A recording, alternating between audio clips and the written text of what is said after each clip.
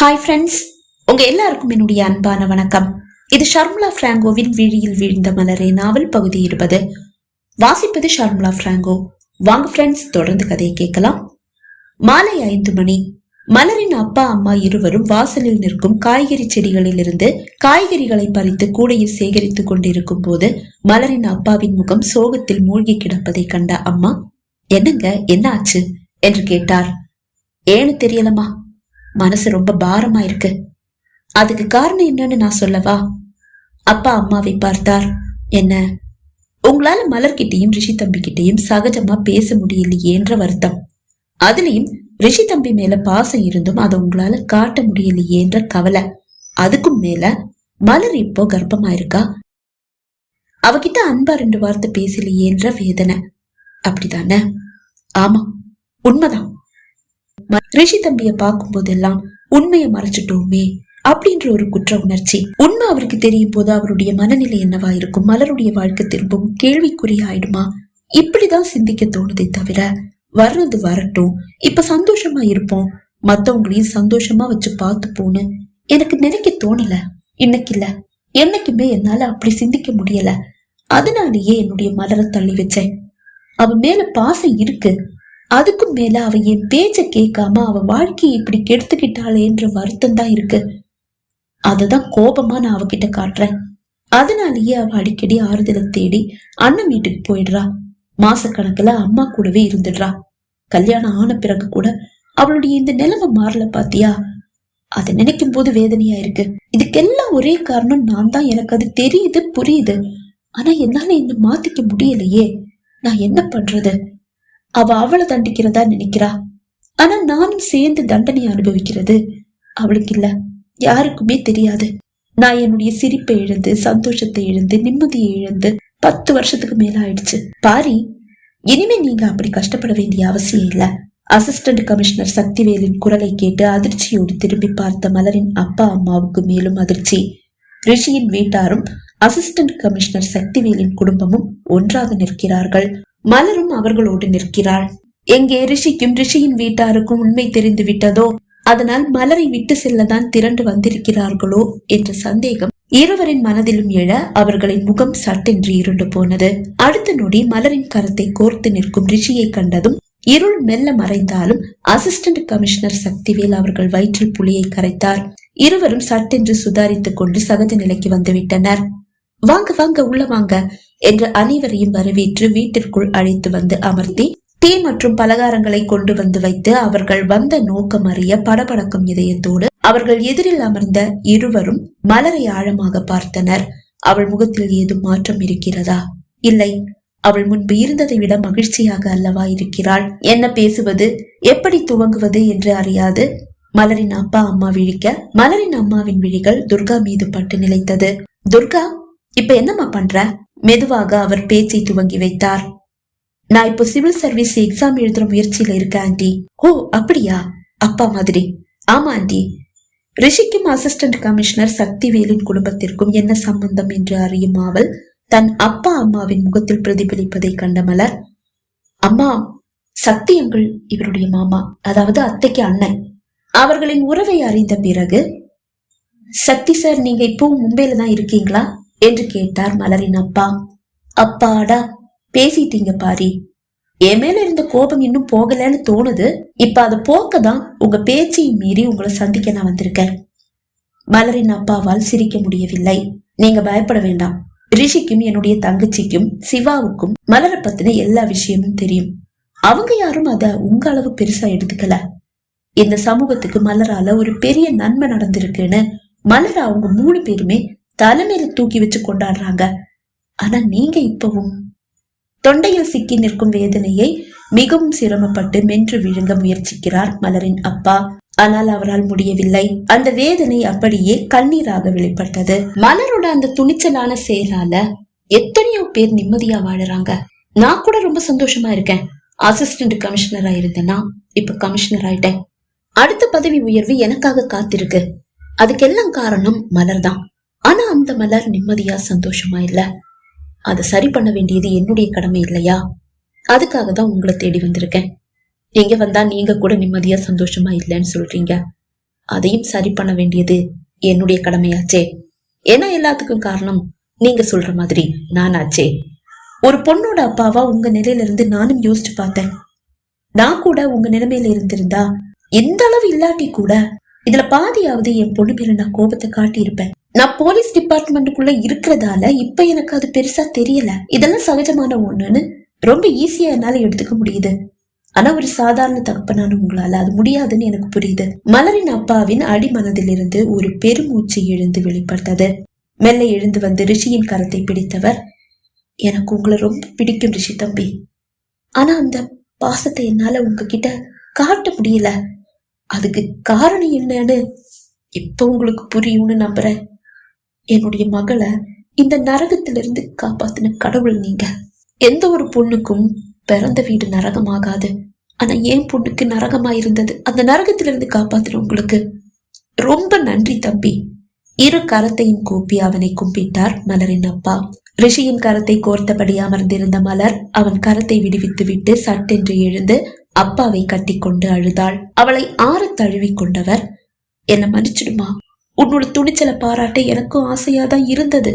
ஆனா அந்த பாராட்டு உன்னை இன்னும் ஏதாவது ஆபத்துல தள்ளி விட்டுடுமோன்னு பயந்தேம்மா. உன் மேல பாசம் இருந்தும் அத மனசுல புதைச்சிட்டு கோபத்தை உங்ககிட்ட காட்டுனதுக்கு காரணமும் அதுதான்மா. இந்த அப்பாவை மன்னிச்சிடுமா. அவர் அழ அவருக்கு ஆறுதல் கூற மலருக்கு வார்த்தைகள் கிடைக்கவில்லை. அவளும் விசும்பி அழுதாள். இருவரும் அழட்டும், அவர்கள் பாசத்திற்கு தடையாக இருக்கும் அனைத்து சுவர்களும் அந்த அழுகையில் இடிந்து விடட்டும் என்று அனைவரும் மௌனமாக காத்திருந்தனர். சில நிமிடத்தில் அப்பா சகஜ நிலைக்கு திரும்பினார். நீ நல்லா இருக்கியாமா என்று கேட்டவர் மீண்டும் அழ ஆரம்பித்து விட்டார். ஏன்பா அழறீங்க? நீ கர்ப்பமா இருக்கிறது தெரிஞ்ச உடனே உனக்கு என்னென்ன வேணும்னு கேட்டு உனக்கு பிடிச்சதையெல்லாம் வாங்கி தரணும்னு ஆசையா இருந்துச்சுமா. ஆனா நான் எதையுமே கேட்கல. அப்பா, என்னால உங்களுக்கு புரிஞ்சுக்க முடியுதுப்பா. நான் உங்களை ஒரு நாள் தப்பா நினைக்கல. ஆனா அவர்கிட்ட கூட நீங்க பாசத்தை காட்டல. அதுதான் என்ன ரொம்ப காயப்படுத்திடுச்சு. என்ன மன்னிச்சிடுமா. இனிமே உங்க 2 பேரையும் என் கண்ணுக்குள்ள வச்சு பாத்துக்கிறேன், போதுமா? புன்னகையோடு அப்பா கூற 10 வருடம் முன்பு பார்த்த அப்பாவை மீண்டும் பார்த்த ஆனந்தம் அவளுக்கு மட்டுமல்ல அவள் அம்மாவின் முகத்திலும் பிரதிபலித்தது. சிறிது நேரம் அங்கு செலவிட்ட பின் அனைவரும் விடை பெற மகிழ்ச்சியோடு மனம் திறந்து சிரித்தபடியே கையசைத்து மலரின் அப்பா அம்மா அவர்களுக்கு விடை கொடுத்தனர். இரவு உணவை முடித்துக் கொண்டு அனைவரும் படுக்கைக்கு வர மலரை ஒரு பூ போல் அணைத்து தன் மார்பில் சாய்த்து கொண்ட ரிஷி, என்னுடைய வீரமங்கையுடைய மனசுக்குள்ள இவ்வளவு வேதனைகள் இருந்ததோ? குறும்பாக கேட்டவனின் கன்னத்தில் இதமாக முத்தமிட்டவள், அதெல்லாம் பெரிய விஷயமே இல்லைங்க. ரொம்ப நாளா என்னுடைய மனசுக்குள்ள இருந்த ஒரு கேள்விக்கு இன்னைக்கு விட கிடைச்சிருக்கு. அப்படியா? என்ன கேள்வி? கல்யாணமே வேண்டான்னு இருந்தனா, ஆண்களை கண்டாலே பயந்து ஓடுறனா, எப்படி உங்ககிட்ட மட்டும் அதுவும் உங்களை பார்த்த உடனே சிக்கினேன்னு மனசுக்குள்ள ஒரு கேள்வி நேத்துக்கு வரைக்கும் இருந்தது. அப்படியா? இப்ப பதில் கிடைச்சிருச்சா? கிடைச்சிருச்சு. பதில் என்ன?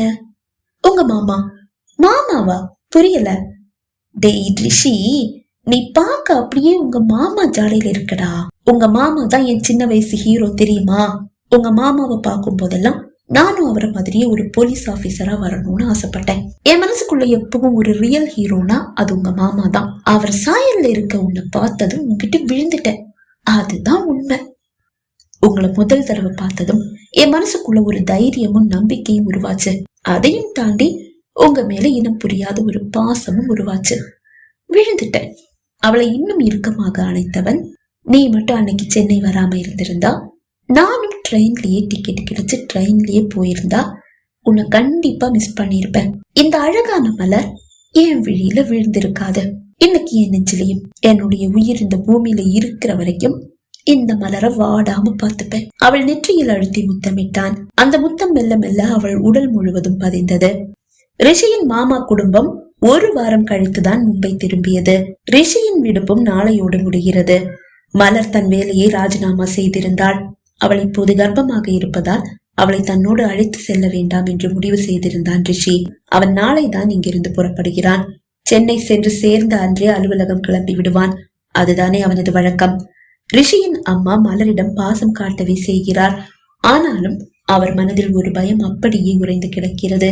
இன்று அல்லது நாளை கண்டிப்பாக ரிஷிக்கும் தன் கணவருக்கும் உண்மை தெரிந்துவிடும். அப்போது தன் நிலை என்னவாக இருக்கும், அதை பற்றி மலரிடம் தெளிவாக பேசிவிடுவது என்று முடிவு செய்தவர் வேண்டுமென்றே ஒரு பெரிய லிஸ்டை எழுதி ரிஷியிடமும் அப்பாவிடமும் கொடுத்து, இந்த ஜாமான் எல்லாம் வாங்கிட்டு வாங்க, மலர் வீட்டுல தனியா தானே இருக்கா, நான் அவளுக்கு துணையா வீட்லயே இருக்கேன் என்று கூறி இருவரையும் அனுப்பிவிட்டார். அவர்களது பைக் வாசலை தாண்டி சென்றதும் ஹாலில் அமர்ந்திருந்த மலரின் அருகில் வந்து அமர்ந்தவர் அவள் கரத்தை பற்றி கொண்டார். அவர் விழிகள் நிறைந்து விட்டது. அத்தை அழறீங்களா? என்ன மன்னிச்சிடுமா? மன்னிப்பா? எதுக்கு அத்தை? நீ தப்பு பண்ணது சரிதான், ஆனா அது ஒரு சின்ன தப்பு தான். என்னுடைய ரிதிகா இடத்துல உன்னை வச்சு பார்த்திருந்தா நான் அந்த தப்ப மன்னிச்சிருக்கலாம். ஆனா மன்னிக்காம ஒரு மாமியாரா, அதுவும் குறைகளை மட்டும் கண்டுபிடிக்கிற ஒரு மாமியாரா மாறி உன்னையும் ரிஷியையும் பிரிக்க முடிவு பண்ணி நானே வக்கீல போய் பார்த்து பேசி விவாகரத்து பத்திரத்தை வாங்கிட்டு வந்து உன்னை ரிஷிக்கு பிடிக்கலன்னு உன்கிட்ட சொல்லி அதுல கையெழுத்து வாங்கினேன். அதே மாதிரி ரிஷி கிட்ட நீ தான் இந்த விவாகரத்து பத்திரத்தை வாங்கிட்டு வந்து கையெழுத்து போட்டு என் மூச்சில வீசி எரிஞ்சிட்டு போன, அவளுக்கு உன்னை பிடிக்கலன்னு சொல்லி அவங்கிட்டையும் கையெழுத்து வாங்கினேன். ஆனா நல்ல வேளை, கையெழுத்து போட்டவன் அதை அப்படியே கிழிச்செறிஞ்சிட்டான். அவளுக்கு தானே விவாகரத்து வேணும், அவளே எனக்கு நோட்டீஸ் அனுப்பட்டும், அதுக்கப்புறமா பாத்துக்கலான்னு சொல்லிட்டான். அது கூட பரவாயில்ல, எங்க ரிஷி போன் பண்ணி விவாகரத்து பத்திரத்தை பத்தி உன்கிட்ட கேட்டுடுவானு பயந்து நீ சொல்லாத வார்த்தைய சொல்லி உன்னை அவன் நெருங்காத மாதிரி 2 பேரையும் பிரிச்சு வச்சுட்டேம்மா. ஆனா நீ சொன்ன மாதிரி உங்க காதலுக்கு தான் பவர் அதிகம், அது ஜெயிச்சிருச்சு. அப்பவும் நீ என்ன காட்டி கொடுக்கல, அதுதான் என்ன ரொம்ப பாதிச்சது. உன்னை ஏத்துக்க ஆசையா இருந்தது, அதே நேரம் நீ தலைமையில தூங்குற கத்தின்னு என்னுடைய மனசு என்னை எச்சரிச்சுட்டே இருந்ததால நீ வேணும்னு நினைக்கும் போதும் வேண்டான்னு முடிவெடுத்து துர்காவை மருமகளாக்கிக்க முயற்சி செஞ்சேம்மா. இதெல்லாம் அவங்க 2 பேருக்கும் ஒரு நாளும் மாமாவுக்கும் அவருக்கும் தெரியாதத. நான் சாகுற வரைக்கும் இது அவங்க கிட்ட இல்ல, யார்கிட்டையும் சொல்ல மாட்டேன். நீங்க நிம்மதியா சந்தோஷமா இருக்கலாம். தப்பு செய்யறது சகஜம்தான், அதுக்கு வயசு வித்தியாசம் எல்லாம் கிடையாதத்த, அது எனக்கு தெரியும். அவளது வார்த்தைகள் அவர் மனதில் ஒரு நிம்மதியை ஏற்படுத்தியது. அப்பாடா, இப்பதான் எனக்கு நிம்மதியா இருக்கு. சரி, நீ போய் ரெஸ்ட் எடு, நான் உனக்கு ஜூஸ் போட்டு எடுத்துட்டு வரேன். காலையில நீ சரியா சாப்பிடவே இல்ல. அவர் எழுந்து கொள்ள வாசலில் கோபமாக நிற்கும் ரிஷியையும் அப்பாவையும் கண்டு ஆடி போனார். அவர் தலை வேகமாக சுற்றியது. கீழே வீழ்ந்து விடாமல் இருக்க சோபா செட்டை பிடித்துக் கொண்டார். அவரது அந்த அதிர்ச்சியை கண்டு திகைத்து போன மலரின் விழிகள் அவரது விழிகளை பின்தொடர்ந்து வாசலுக்கு ஓடியது. ரிஷியும் அவனது அப்பாவும் கோபமாக வாசலில் நிற்பதை கண்டவள் மெல்ல தன் இருக்கையிலிருந்து எழுந்து கொண்டாள். வேகமாக உள்ளே பாய்ந்து வந்த ரிஷியின் அப்பா பலார் என்று அம்மாவை அறைந்தார். மாமா, அத்தை அடிக்காதீங்க என்றவள் அடுத்த அடியை தன் கரத்தில் தாங்கிக் கொண்டாள். விடுமா, இவளை வெட்டி பொலி போட்டாதான் என்னுடைய மனசு ஆறும். கோபமாக கூறியவர் மீண்டும் அடிக்க கையை ஓங்க விரைந்து வந்த ரிஷி அப்பாவை தடுத்தான். வேண்டப்பா, மலரை அம்மாவை மன்னிச்சுட்டா, அம்மாவும் தப்ப உணர்ந்துட்டாங்க, அதுக்கப்புறம் என்னப்பா? உண்மைதான், மலர் அன்னைக்கு ஏன் அப்படி பேசினான்னு சக்தி சொல்லும் போதுதான் நமக்கு புரியுது. நம்ம ரிதிகாவுக்கு இப்படி ஒரு நிலைமை ஏற்பட்டிருந்தா கூட நாமளும் இந்த மாதிரி தான் நடந்திருப்போம்.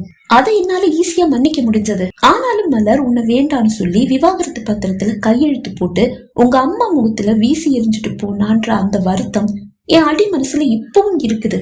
அது இடையில என்ன முள்ளா குத்ததான் செய்யுது.